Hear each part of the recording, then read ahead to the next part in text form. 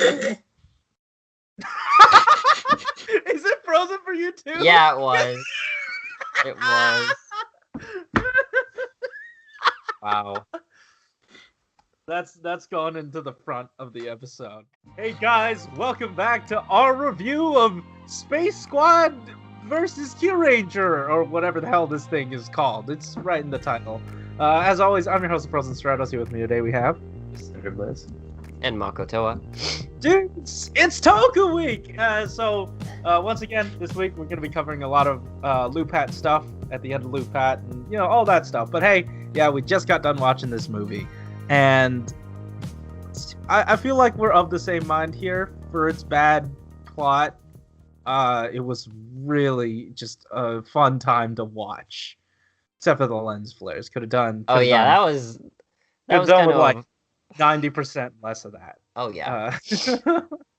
Seeing my my favorite Kyurangers back again, it warmed my heart, you know, like I can't help it. I'm definitely biased for Kyurangers just because I despite the flaws with the show, I really loved the characters a lot.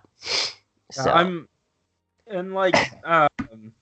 not just that, the fights, like, just when, like, I don't know, for whatever reason, I thought that, like, the fights would plateau in, like, interestingness, but then, I wouldn't say they ramped up, but they like, hit a steady, like, amount of surprise. Like, ooh, that was neat. Like, ooh, little touches that really got it through.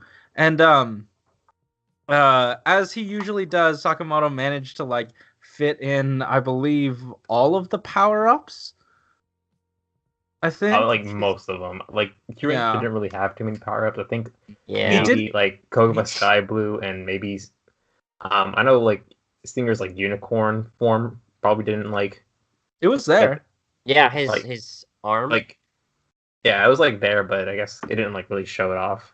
Like they didn't show off a lot of the stuff. Yeah, and I mean, like that's why I think, because like I think he does better with Rider than he does with Sentai, just for the sheer fact that like there are less of them, and I don't know, because like this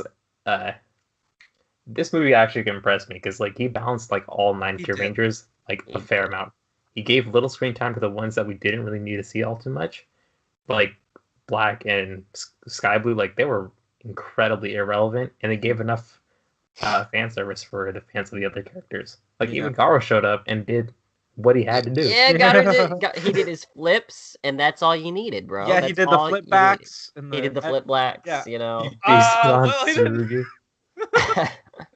I will say that because like to counter that, like I feel like it's his like need to give everyone enough screen time that it like he sort of spread it too thin. If I'm honest, because not everyone got enough, but it was all interesting enough to me. Oh, okay. Wherein like I think because I feel like one of his best was like the Pac-Man movie where everyone got their chance because it was like mainly just 5 people. Now we've got like not just the 12 Kyurangers, but we also got Gavan, Shider. I thought it was fine. I think that the only disappointing thing is that I didn't get to see the individual fights between the side like characters resolve before the enemies just ended up disappearing. Mm-hmm. Like I don't know why they had to disappear just because he got defeated, or maybe they could have been defeated before he was defeated. Maybe it was, you know, crunch time. We don't have enough time to show it all. Or like whatever, but we ran out of explosive budget, right, or something like that. I whatever the case may be, it ended up being fine in the end. But it would have been nice to see them, even though I would never believe that Yellow and the Sky Blue could defeat Bosco. Oh yeah, 100%. Never gonna happen. But like I stomped immediately. I actually forgot about that fight. Did they win, or did he just die? They got their butts kicked for a while, I think. Yeah, the only one that like truly got killed was the other chameleon lady.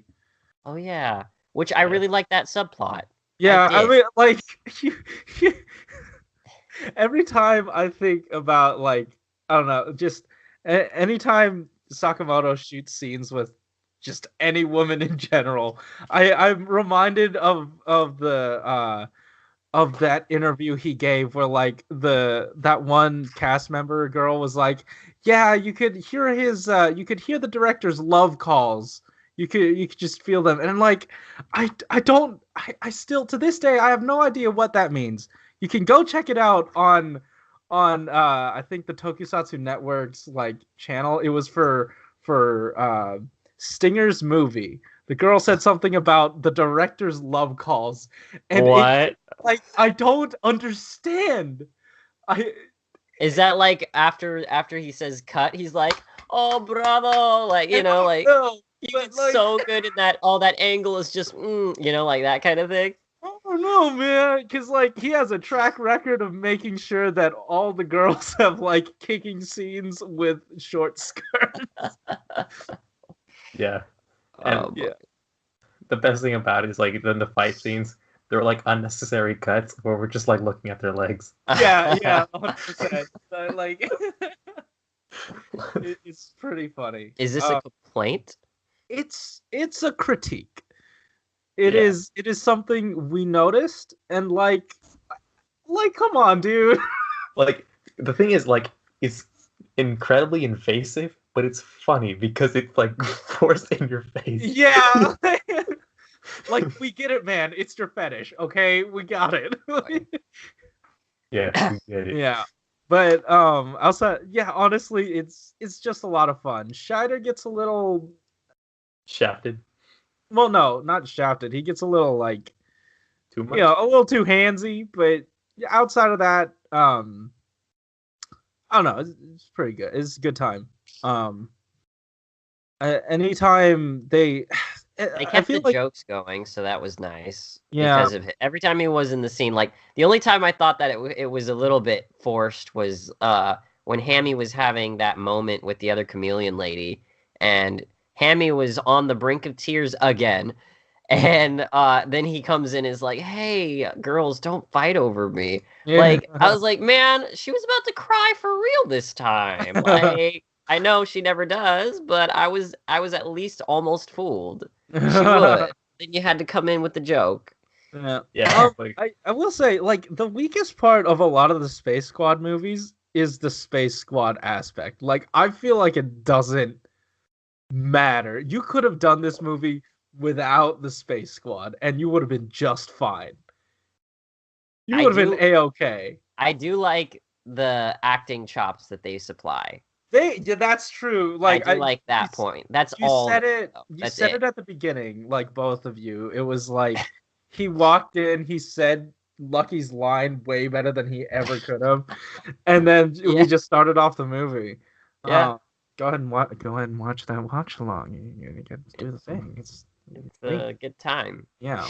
But yeah, I for all that they hype up the Space Squad movies to be, it's not as succinct as I like. And like the villain faction, the Fumen no Tameni, that faction, it reminds me of like the most watered down version of the Light from Young Justice, because like they have all these unknown operatives who are supervillains out in the ether, and you don't know who they are, and it's like the worst possible version of that. Because like no, it is a different version of it, and I enjoy it a lot just because it's just like it's such a non-thread. Yeah. Well, that's because they're only movie villains, right? Like. No. I think I believe they are a collection of past villains. Yeah. Speaking of which, why did we have random fodder villains from random other series? It wasn't random. It was they were from series that were related to the people summoned. Yeah. Okay. So yeah, because like we got the Gorman, we got the the vampire things from Kyuranger. We got the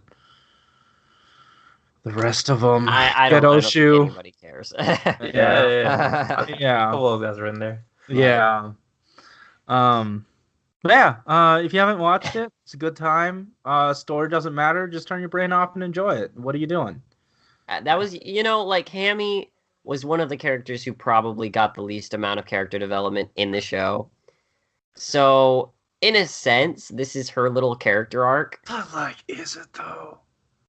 But like, is it? I mean, like her whole story arc. That one episode was like, man, I really got to speak up. And this entire time, she did not speak up once. She did not tell anyone else her plan. She did not go to her friends. She was not helpful. She didn't rely on Lucky's luck. I don't know. I just thought everyone regressed a little bit, just a little bit, and then they like came back at the end. Yeah, like this was definitely like a movie for Hammy, but like it definitely didn't like enhance her character all too much. It just gave her a moment to shine. I think that the best interactions she had was with the other chameleon lady. Yeah, definitely. That was the best character moments for her. If she had a chance of having like any character development, it was because of those moments. Well, because like that, I guess those moments were just like, hey, it was facilitated by like, hey, you're a chameleon person, and now I'm kind of attached to you. That's about it. Okay. It's really just surface level. It wasn't like... I don't know. She said at one point, she's like, gosh, the chameleon lady was, she's doing that tsundere thing where she's like, it's not like I like you or anything. But then she said something about how she just relates to something that she's going through. I can't remember what it was. Yeah, so it's her character development, not really Hammy's.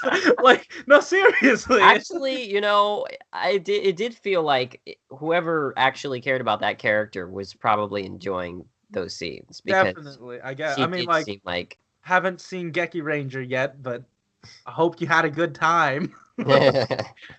Yeah, I mean, in comparison to like her, like compared to her character interactions in the actual show, I feel like Hammy finally found someone to kind of like interact with, because like in the original show, like everyone kind of has like their own like within the group. Who's Hammy's? It was literally only her that didn't have anyone else. And like Suruki like was by himself too, but like he did it on purpose, and he had so much screen time to justify it. She harbored a lot of guilt for accidentally getting Hebitsukai Silver to turn evil. Yeah. They had a moment. I think. Yeah. But they weren't friends at the end of it. Like he's still kind of like screwing off with balance, and like occasionally, they get like Black and Garu in their group. Yeah. And Lucky has Garu, and that's Yeah. I don't know if it's largely style over substance here, and like it's got so much style that there's no need for substance. Like, and it's got enough threads from the actual show, at least they take care to like keep certain hallmarks of the show. So like, even if you're a fan looking for story and this is all you got, it's a pretty good consolation prize. It's a fantastic consolation prize. Yeah. Guys, are you good? Sure. Yeah. All right, cool. Guys, thanks for watching. And don't forget, again, it's Toku Week. So hopefully, this is the first thing we're filming for Toku Week. So hopefully all goes well, and you'll have content, at least 1 or 2 videos a day. Every day of Toku Week, up until the Super Sentai Saikyo battle, to celebrate the end of Lupat, because we're friggin' done with that show. And then the beginning of the Super Sentai Saikyo battle. So guys, thanks for watching. Keep it juicy. See ya. Yosha. No! No! Lucky. I hope you finish that sentence at the end of Toku. Like for the full series review for Lupat. I hope that's what you end up.